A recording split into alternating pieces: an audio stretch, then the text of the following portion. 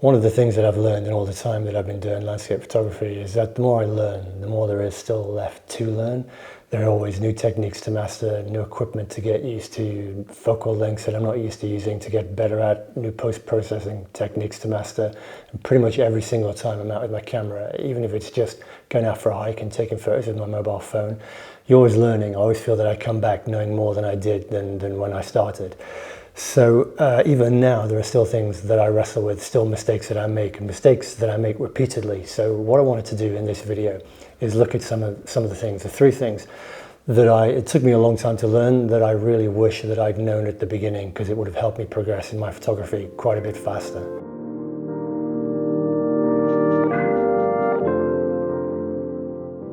Don't think of landscape photography as something that you can only do in the golden hour, or when there's perfect light, or when you've got an incredible sky, or the perfect conditions, or something like that.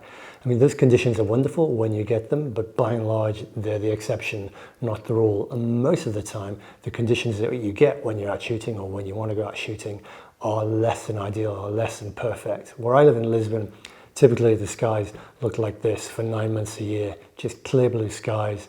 No clouds in them whatsoever, no drama, nothing happening, and sunsets, just this kind of, there's no color, the sky just gets lighter and lighter, more bleached out, and then you're into the blue hour, again with no clouds. Now, putting aside the fact that you can never really predict what the conditions are going to be like, and weather forecasts are often wrong.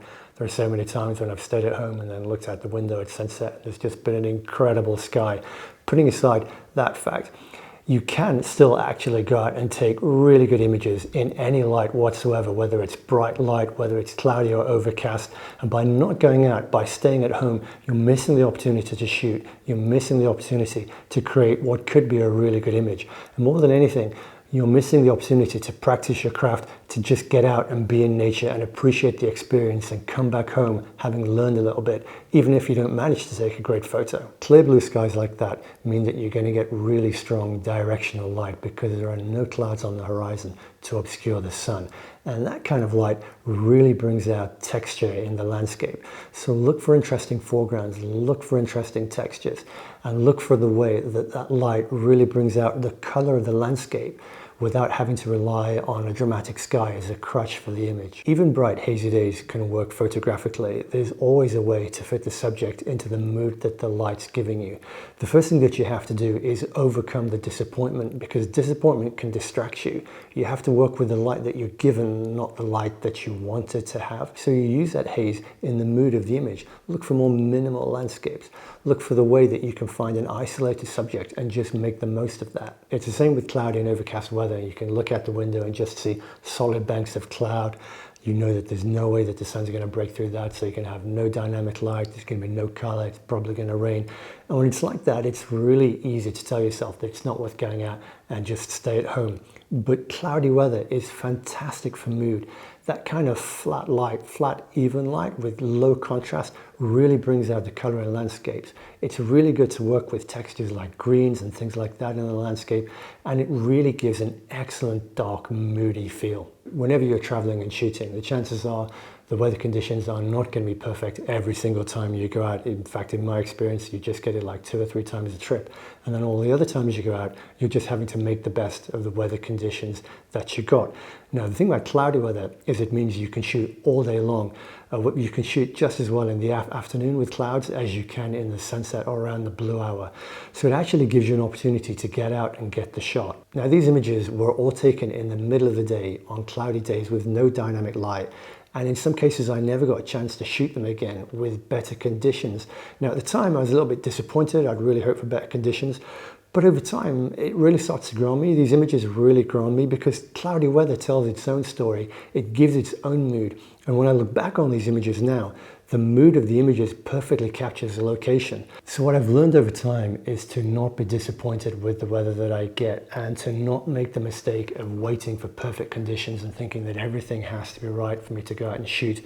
Because more than anything, being out with the camera is just a pleasure. Being out in the landscape, practicing the craft, learning a little bit, and just being out, operating the tripod, operating the camera, is just a wonderful thing to do, to be out in nature. And besides that, there is always a way of making an image that's going to work.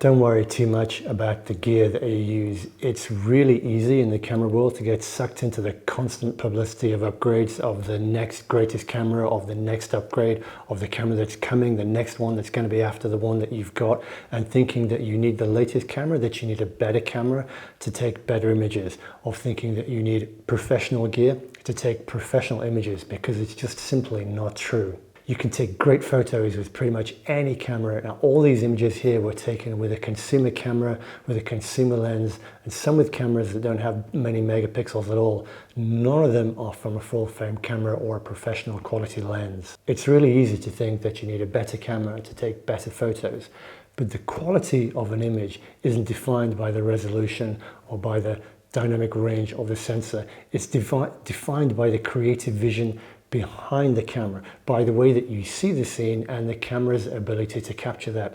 Now, pretty much every modern camera nowadays is capable of taking excellent photos. So at the end of the day, what it comes down to is for the camera to be as intuitive to use as possible. The more intuitive to use, the more you can use it without thinking, then the more it becomes an extension of your eye and an extension of your creative mind. And that is way more important than a megapixel count. Now, I've owned high resolution cameras and I've shot with medium format digital cameras, taken them with me on trips. And while there is a certain satisfaction when you put those images in Lightroom and zoom into 100% and see all that detail, that's something that passes very quickly. And what I find is that a few weeks down the line is that I no longer differentiate or discern between the images that were taken with a really high resolution professional camera or images that were taken perhaps with a less expensive, cheaper camera that I use as my backup or secondary camera, or with the images that were taken with a small sensor on my drone, or with the less expensive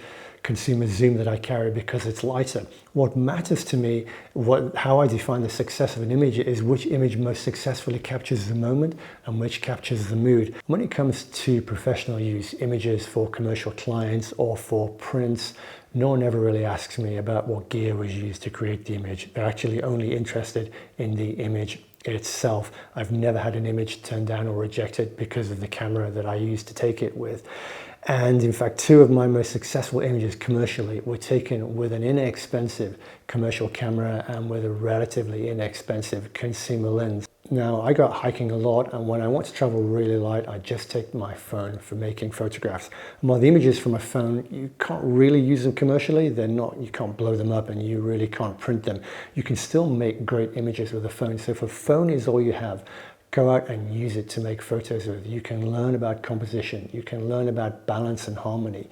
You can learn about capturing an image with a phone. You can even learn about post-processing techniques on images that you shoot raw with a phone. Now, a mirrorless camera or a DSLR, it's going to give you results that you can use commercially. Obviously, those things will help a lot, but it is possible to go out and be really creative with a phone. All these images that were taken here were shot in Iceland, were captured with a phone, even macro images of the ice like this. So don't get sucked into the idea that you need to spend lots of money on a professional camera to get professional results, because you just don't. There's no such thing as a best camera, and even though there are constantly new upgrades telling you that the cameras are better, new upgrades, new versions of a camera don't mean that the camera that you have suddenly takes bad photographs.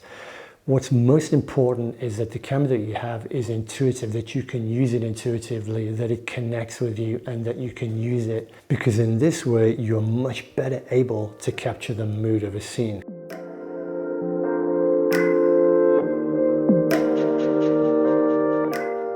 Don't try to force a shot that isn't working. Sometimes you just got to know when what you're doing isn't working and when it isn't going to work, and just walk away, because you can spend so long really being focused on trying to make something work and you miss the best light when you could be off somewhere else doing a better composition and doing something that's actually going to work. Now, I've done this lots of times and it's something that I still can be prone to do. I have to be careful to not do it, and it's usually because that I've arrived at a scene with an idea of how I want to shoot it, with a preconceived idea of what I want to do. Maybe I've seen images before on the internet, maybe I've done some research on Google Earth or something like that, and that's given me an idea of exactly what the frame is that I'm looking for. Or it can be that you arrive at a scene and there's a particular feature, like a particular peak or something like that, or the light is in a certain place, or a particular color part of the sky, some interesting skies in a certain place. So you try to make something work, make micro adjustments, and you just know in the back of your mind that it's not working. You know that it's not going to, but these blinkers have come on. It's really making it so you can't really think outside of the shot that you've kind of got your mind set on. And you end up just missing the best light, missing an opportunity, and not really getting what it is that you came for. So how can we avoid this? Well, it's difficult to arrive at a scene with zero expectation. We often have an idea, at least a little bit of an idea, of what a scene is going to look like. So the most important thing that we can do is get there as early as possible and give ourselves plenty of time to walk around the scene and familiarize ourselves with what it actually is like, what it's like it being there in person rather than images or Google Earth that you might have seen before.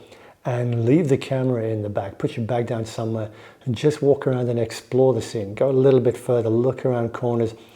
And it might be that there is really one obvious composition that's going to work, but don't go straight to that. Walk around and look for other things. Look for other angles. Think of different focal lengths. Look at it with a wide angle, with lots of foreground. Or what about the telephoto lens? Don't just look in one direction at the obvious thing. Look all around you and really see the place, because it might be something that's off to the side, that's not the main subject, that's not the thing that you thought was going to be the most attractive. So take your time and really pay attention to the scene. And then when you start shooting, scan the frame in the viewfinder, make sure that everything is composed right, make sure there's some balance, and then step back from the camera, look away from the camera, take a breath, take another breath, and then look again and ask yourself, is this working? Because you do feel it. It's something that you actually feel. There's a harmony in a scene that's working that you just feel. And when you don't feel that, when you're trying to force it, it's something that you feel, but you can easily ignore. So you have to be honest with yourself. And the best way to do that, take a step back, take a couple of breaths, and then look again. Look around the scene and see, is this really going to work? And if not, forget it. Walk away, do something else. Pick your tripod up and go to another spot, because if you've got there early, you'll already have some ideas of other places that might work for creating an image. And you can always take the pressure off by reminding yourself that it doesn't really matter that much if you don't get an image, which might sound like a crazy thing for a landscape photographer to say. But the reality is that I don't make a great image. I don't make a portfolio image every single time I go out. Typically on a trip, I'll be out shooting every sunrise, every sunset, through the afternoon. But 6 months later, the number of images that I've kept from that trip, the number of images that are in my portfolio is probably going to be anything from 6 to 8 to 10. So a lot of the sessions that I went out simply don't work out. There's no image taken from them. But the fact is that I was out working with the camera, that I was out in the scene.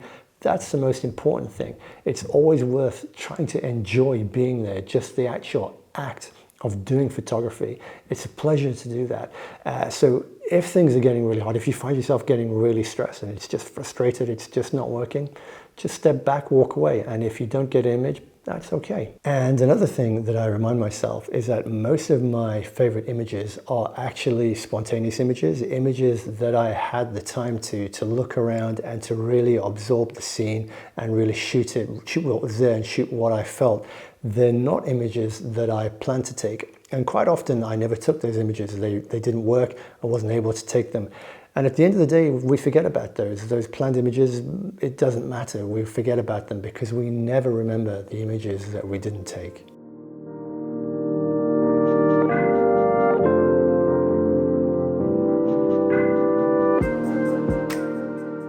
And that's it for this video. I hope it's been useful and I hope it's been interesting. I'm still stuck at home in Lisbon with COVID restrictions, but there is some light at the end of the tunnel now, and it does look as though we're going to be able to travel towards the end of this year and definitely next year. So if you enjoy my photography and you'd like to do a workshop with me, I'd love to have you join me next year. There are still some places on some of the workshops that I've got next year. I'm going to be in Iceland, going to be in Namibia, hopefully going to be in Norway, going to be in Tuscany. So check out my website. There's all the information there. And if there's anything that interests you and you want to join me, I'd love to have you. Just drop me an email. So as always, thanks for watching and thanks for the support. Have a great week. Good luck with your photography and take care.